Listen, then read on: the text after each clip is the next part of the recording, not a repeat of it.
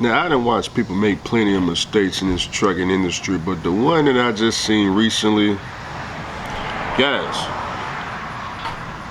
I understand you think that you're gonna be doing this trucking forever, and that may be the case if you are, maybe 45 years old and older. That could be the case, but if you young, you in your 20s, you in your 30s, especially if you already been doing this thing 10 years, it's not guaranteed that you're gonna want to drive that truck extremely hard, non-stop, forever, for the next 5 years, 10 years. Every 5 years, something new happens with this trucking industry, and you may not like the results. Think about the changes that was supposed to be coming in the future that we don't even know if that's coming now. New semi-trucks was supposed to go towards being electric. Now the EPA done came out with these new findings. We don't know if the future is going to be electric no more. It may just be gas and diesel, no emissions. Here in Tennessee, I don't know if y'all know this or not, probably, I don't know, man, I think it's been about 5 years ago, they got rid of all emissions testing here in Tennessee. This state right here, you don't need no emissions on no vehicles in this state, none whatsoever. It used to be, in order to get your license plate, you had to go and take it through model, and they had to plug all these machines and measure how much output of smoke coming out the exhaust. Boy, they got rid of that crap. Ain't nobody measuring nothing around here, because no one cares. We don't know if AI is going to be the future, self-driving trucks. We don't know if any of that stuff, since this new EPA finding, is going to be around. But what I'm getting at is every 5 years this trucking industry change, and you don't know if you're going to like the results. Now, I told y'all, la-di-dotty. La-di-dotty. I didn't hear a lot of people around me. You guys have seen them on YouTube, some of them you ain't. But about 99% of the people I heard around me had pretty much the same game plan, or at least was on the same track as the other 99%, or as me. But that was the 1%. 1% of the people that hung around me, they wasn't on the same track. And that 1% is only one person, la-di-dotty. He's the only one that wasn't on the same track as me, Coco, Justin Lewis, all of his drivers, Anthony, and everybody at SoCal, everybody else that hang around me. Red Top, he was the only one. Therefore, you got the 99% over here, you got the 1% over here. The results of the 99 versus the 1 is gonna be different. Okay? I know what the results of the people in the 99%. See, the 99%, they was all about owning. Whether it be inside of the trucking or outside of the trucking. Owning the car, owning the house, owning the semi-truck, owning the business, owning the car wash, barbershop, owning whatever type of business you want inside or outside this thing, being independent. That's what they was about. But that 1%, boy, we don't want to own nothing. We don't want to own nothing. We don't want to control nothing. We don't want to be in charge. We don't want none of that. Well, there is an ending, or at least what I believe is an ending to this story. You ready for it? Are you ready to hear the end and how it ends? I'm not saying it's going to end, like this for a lot of y'all. I'm just giving you an ending to the story because I've been covering this story for the last, 8 years. For the last 8 years. For the first 4 years, I didn't even know who la-di-dotty was. He didn't just show his face until the last 2 years maybe. Y'all was like, oh, okay, that's who la-di-dotty is. Man, you've been talking about that guy, for the last, 5, 6, 7, 8 years. Yeah, I know. No, it's a real person. Oh, it's a real person, all right. You ready for the story? When I first met la-di-dotty, now keep in mind, me and him, we grew up together. We went to high school together. We was over at the plantation of FedEx ground, loading trailers. We worked together. All that before we got CDLs. Fast forward, I got into trucking. I probably was in trucking maybe 3 years. Came here and was hanging out with some friends, some women and stuff like that, man. Downtown Nashville, I called me an Uber. He come pick me up, and if you had to ask me, it was a brand new Ford F-150. It was clean, boy. It was clean. I don't even know if it was an F-150. It may have been 250 or 350. I don't even think it was the F-150. It was something clean. Man was working for Apple, W-2 job, making good money, hustling on the side. He asked me what I do. I told him the trucking business. He asked me how much I was making. I told him how much I was making. He told me, I think at the time he was making like 30-something thousand a year or something like that. Obviously he knew he could make more, or he thought he could make more over in this trucking industry. But what I'm getting at is, he didn't just immediately jump in. He may have waited a year or two before he got in. But once he got in, he came in with that pickup truck and his clothes on his back. That's right, that's how he came in. He went over to Prime Inc. I told him not to lease a truck. You know, I gave him the whole rundown of how this industry will chew you up and spit you out. But you got the 99%, you got the 1%. He decided to go the opposite direction. Nothing wrong with that. I don't have nothing against no truck drivers that don't want to own nothing at all. I ain't got nothing, because at the end of the day, that's your choice. That ain't my choice. I understand owning is something you got to make money, and that stuff costs. And it may be hard to keep. I'm just telling you a story, you know, I'm just giving you an end to the story. And I don't know if this is the final end. This is just a end. It may be some good news a couple of years from now to this story. I don't know. Came in, clothes on his back, pickup truck, took all that up to Chicago, Illinois, to the Russians. I remember hitting me up. He said, man, I'm having trouble finding parking up here for my pickup truck. Back and forth switching jobs up there. Then it turned into, one day he had called me, man, and something about his brake. He was telling me something about that pickup truck wouldn't stop or something, man. He needed brakes real bad. I was like, okay, well, I mean, you're a semi-truck driver. I mean, I can't fault him for not getting the brakes, because Brother Andrew ain't got brakes on my car either, but I own my car, so it's a little bit different. I think he was still financed at the time, but he needed brakes. Okay, fine. All right, man, just keep working the job. You know, the brakes will come. At the time, I don't even think he didn't have, I'm pretty sure he had the money. He just didn't, there was no time to go get the brakes done. Then one day he called me, said, Andrew, man, these Russians, man, money just ain't right, man. Money ain't right, man. I'm gonna go ahead and let them pick up the pickup truck. I said, you gonna do what? So yeah, man, all right, man, I ain't got no place to park it, man. I'm tired of paying the note on it, man. I ain't got no brakes on it. I'm gonna let them have it. Gave it back to the bank. Fast forward to here recently. Told you guys he finally escaped the Russian plantation. Now, I can't tell you what he's currently doing, because he don't want me to tell you guys that yet until he get the job. But this is pretty much how it ends. He's done with trucking. He don't want anything to do with trucking or truck drivers. Last conversation me and him had, he asked me, he said, Andrew, what did you get out of trucking? Because he didn't get anything from it. And I explained to him, man. I explained to him throughout the years what would happen if you go through this industry not wanting to own nothing. At the very end, when your body give out, or you lose your CDL, or you crash the truck, or whatever, however it ends, if you didn't purchase nothing the whole time you were driving, you were sitting over there talking this nonsense about not owning nothing, not paying no taxes, no retirement, screw the stock market, all that crap. Well, at the very end, you will have absolutely nothing.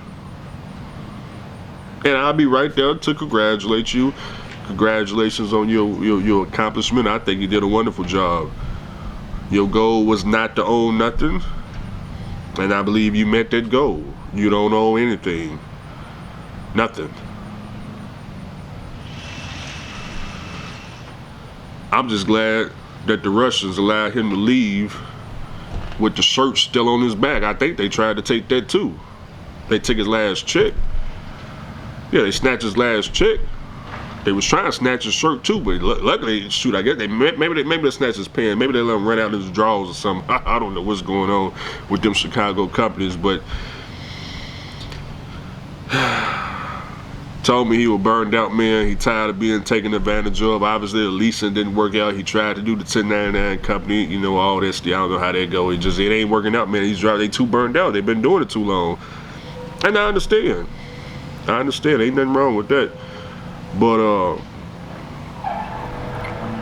throughout the years, you know, I was trying to explain to him, hey man, you're gonna get burnt out. Hey man, you gotta get away from up here. Hey man, you're not making no progress up here. Hey man, the money, you know, I understand the paychecks. I understand you got all these checks, this sheet of paper with this ink on here talking about 10,000, 11, 12,000 gross. That's wonderful. And I congratulate you for getting a sheet of paper with all this black ink on it with all these numbers. That's wonderful. But brother, you can't use that sheet of paper to go get no car, no house, pay no taxes. You can't turn that sheet of paper into some cash and put it in your bank account. You can't go to school with that. You can't do nothing with that. Only thing you can do is go on your laptop, hit print it, and if you got a printer, it'll print out, and you can like take the sheet of paper and show everybody else, maybe hang it on the wall, give it to me so I can put it in the toilet, flush it down. That's all you can do with it. Because at the end of the day, that's all it is, just a PDF file with some ink on it.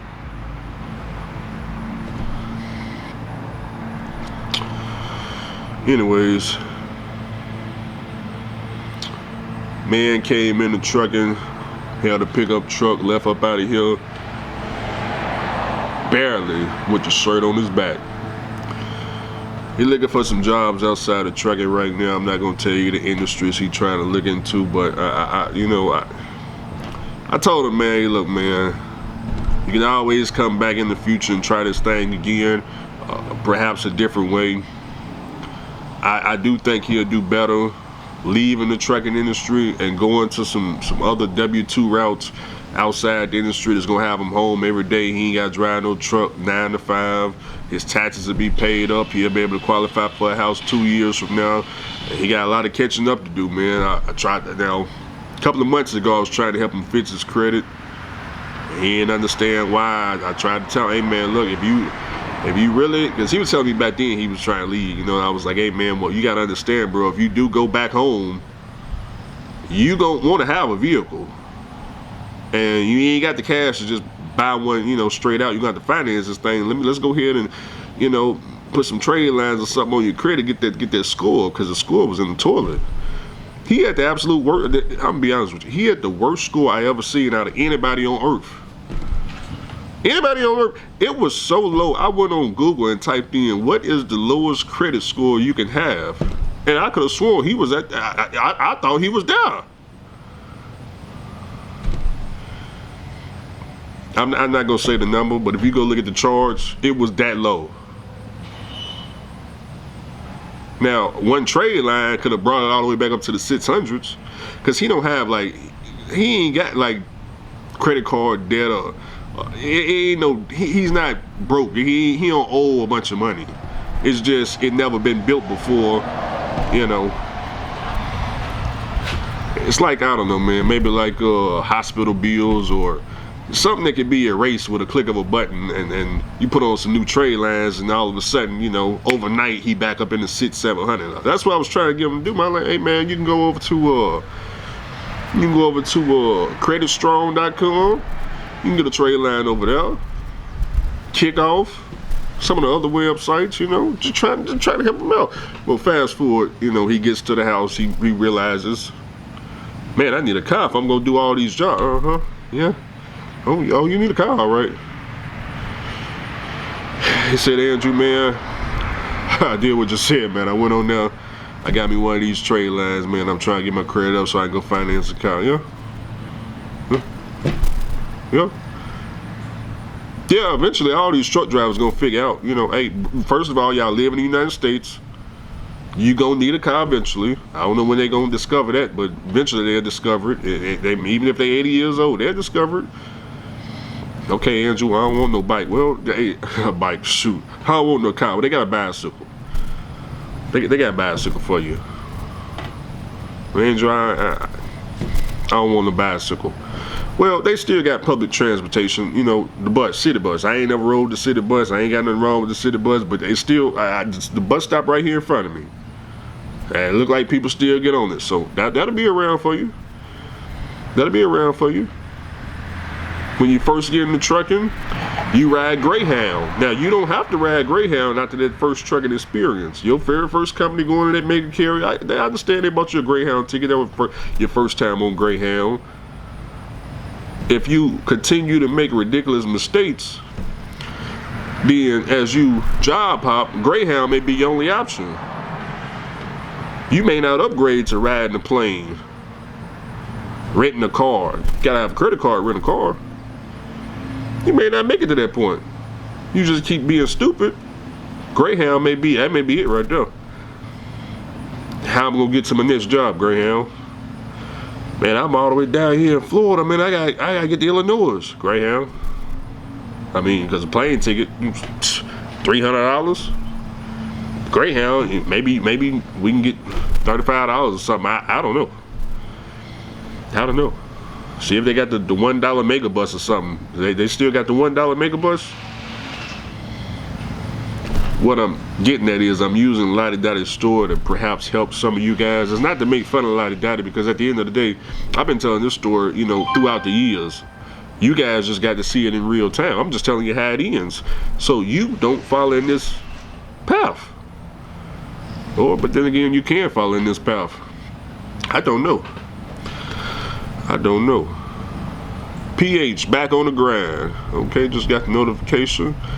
Boy, I'm so glad that man made it back to the United States. Boy, that was, ooh, we got to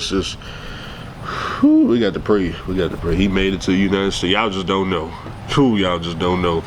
PH, you got to. We need you to push that content, man. We got to get you some second streaming income, third streaming. You keep pushing that content. Matter of fact, I was on your channel. I was looking at your views, and I was looking at your live streams.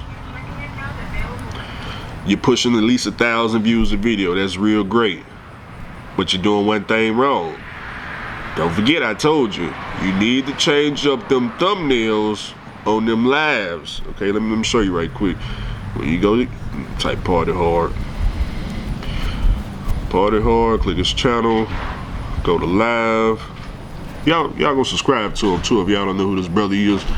But on your live,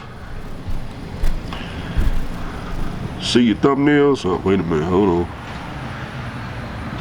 Let's go to latest. Yeah, okay, there we go. See your thumbnails? The thumbnails are all the same. Except that one. You change that one, that's good. But they all the same. Change that one. Amazon. Right on time.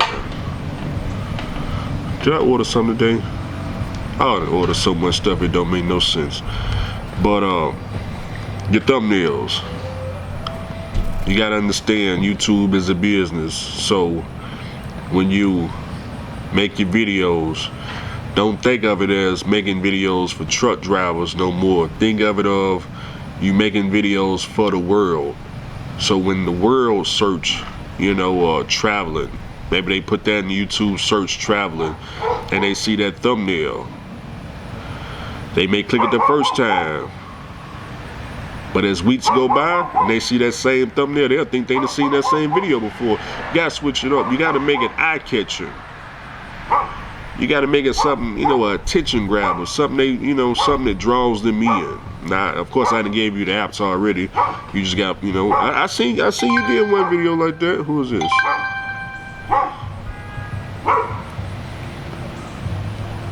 Oh, somebody sent me a settlement. Who sent me a settlement? Okay.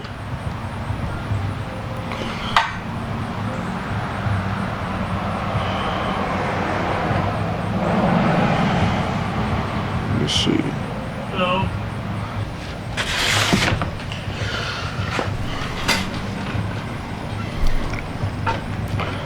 He says, this is why I need to work for myself. That's what the text message say. He sent me a settlement.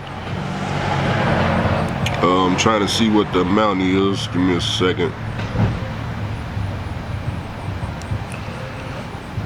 Boy, these mega carrier checks. Good God. What is all this ink on the paper, man? Y'all, these checks are hard to read. Good God. Total check amount. $2,019.61. And hopefully he's W-2. I see a 401k with 7%. I don't see nothing wrong with the check. What you mean? This is why you need to work for yourself.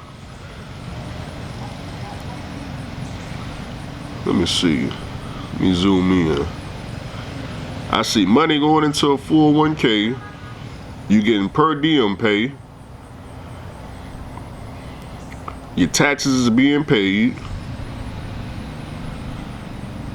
It says you got insurance, vacation pay, holiday pay, personal pay. Oh, that's all blacked out. That's all blacked out. Maybe I'm missing something. I don't know, but what I do see is you got a 401k of 7%. This is at Melton Truck Lines, by the way. Brother, says you gross 1861. 715 is going to per diem. The direct deposit was $2,019.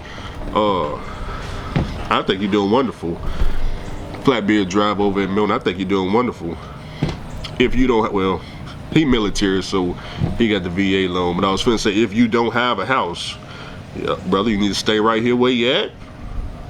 2 years taxes, get the house, and then you can do whatever you want after that. See, don't do like Andrew. Andrew did it all backwards. Andrew got a bunch of trucks and cars first. Gonna get the house last. Should have got the house first, then the trucks, then the authority. You know, I'm backwards. See, when you do it backwards, what happened is a whole bunch of people there start asking you silly questions. Well, man, you ain't doing it. You ain't got it. Yeah, you ain't got it, and they'll start feeling comfortable about their situation. Their situation ain't my situation.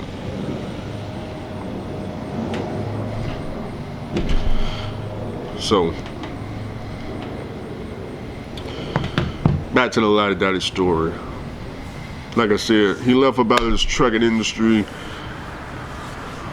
with just a shirt on his back. Same amount of money he came in with 8 years ago, or however many years ago it was, is the same amount of money he left out of here with. Credit score he came in with, same credit score he left out with. Same car he came in with, you damn right he didn't leave out with it. Nah, they took that. Nah, they got rid of that. Nah, I ain't cleaned them out on that. Yeah. Is this mine? Nope. More of the story is, you hearing these stories, you just make sure that whoever you are watching this, that you don't go down this same ridiculous path. And how it starts is the mindset of, I do not want to own anything. That's how it starts. You just keep that logic up and you won't own anything. Whenever the last day of trucking is for you, you will walk out of here with absolutely nothing.